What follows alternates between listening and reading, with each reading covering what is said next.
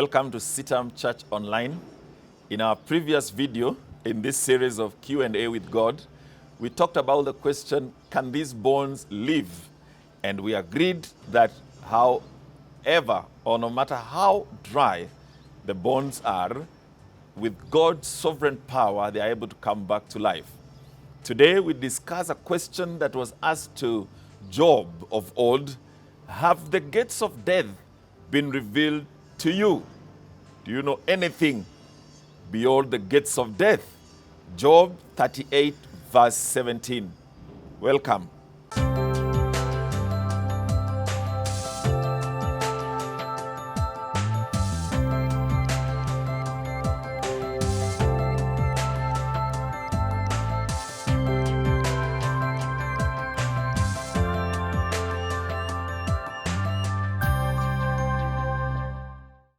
Have the gates of death been revealed to you? Is one of the many questions that God asked Job.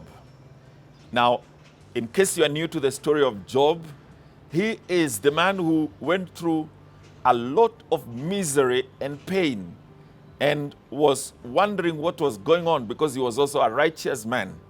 And when his friends came, they basically told him, you must be a sinner, that's why you're suffering like this.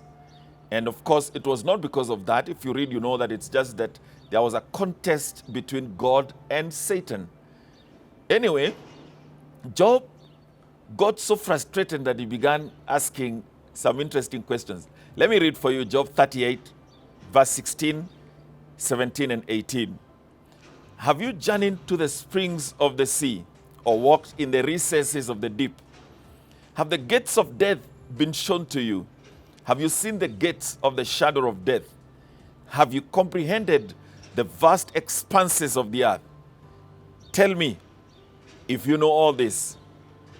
As I said, Job had been so frustrated with his pain. And you know, it was not only his body, his children had died, his property had disappeared. The friends who were supposed to comfort him had ended up accusing him, and he was really frustrated. And he reached a point of being upset with God. Now, when you go through a very long, dry spell, sometimes if darkness takes too long, you may begin to almost want to correct God. And he said in chapter 27 of Job, verse 2, as surely as God lives, who has denied me justice, the Almighty, who has made me taste bitterness of soul. So then God asked him a series of questions from chapter 38, questions which seem like they're not only for Job. They were, and I think it is in 1 Corinthians that Paul says, these things were written also for us. So these questions were also addressed for us. Because sometimes we get to a point where we begin to think we are justified or we know it all. To the evolutionist, to the materialist, to the person who puts his confidence in science and human advancement, God has some questions for you. Before we consider the ones that we have selected today, let me just inform you that there are others. God has very many questions. Questions like, do you know where snow is stored? Can Leviathan, one of those big creatures, listen to your instructions? Were you there when I set boundaries of the ocean and said, your waters can only come here and no far? Are you the one who feeds the wild animals? Can the wild donkeys, do they report to you? But let's just look at a few of these because that's a whole discussion. But let's look at just a few of these that were asked in chapter 38. Number one, have you journeyed the springs of the sea, or walked in the recesses of the deep? God is asking, how much really do you know about the oceans? Even you who is a scientist or studies things about the oceans, how many species have you cataloged so far that are under the ocean? How much do you understand about that ecosystem, to be honest?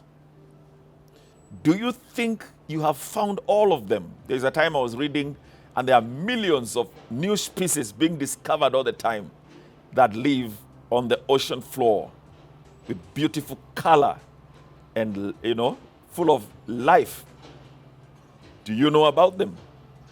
The other question was, have the gates of death been shown to you? Have you seen the gates of the shadow of death?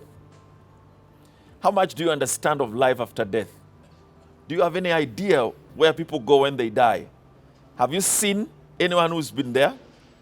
Have you invented a telescope that can see what happens when the soul departs the body?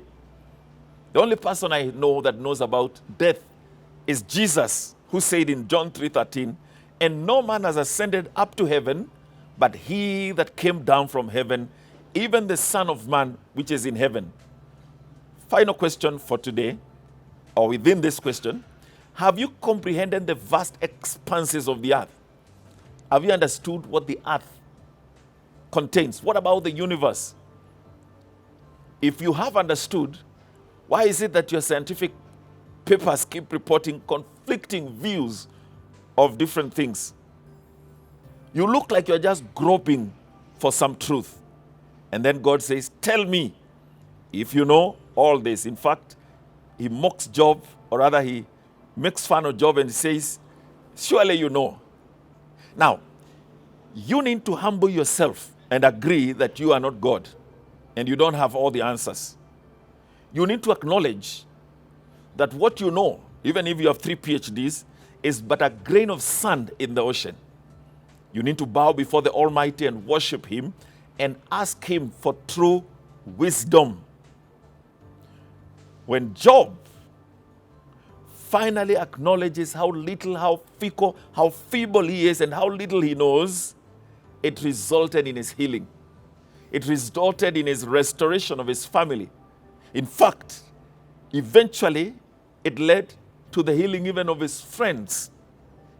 So, the Bible says that the fear of the Lord is the beginning of wisdom. Do not lean on your own understanding. Why don't you begin to acknowledge that you are not the guru of everything, and there is a God who knows all, to whom we have to give an account. Ask him for your help, for his help, that he may guide you and he may show you true wisdom and knowledge. May God bless you. Thank you for watching this video.